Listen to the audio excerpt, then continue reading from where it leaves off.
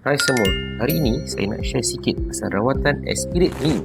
Ramai yang takut dengar nama dia kan? Tapi sebenarnya simple je proses dia. Sebelum itu, mari saya perkenalkan apa itu aspiration of knee. Sebenarnya, ialah satu prosedur perubatan untuk keluarkan cecair berlebihan dalam sendi lutut yang biasanya berlaku disebabkan bengkak, radang atau sakit lutut yang lama tak sembuh.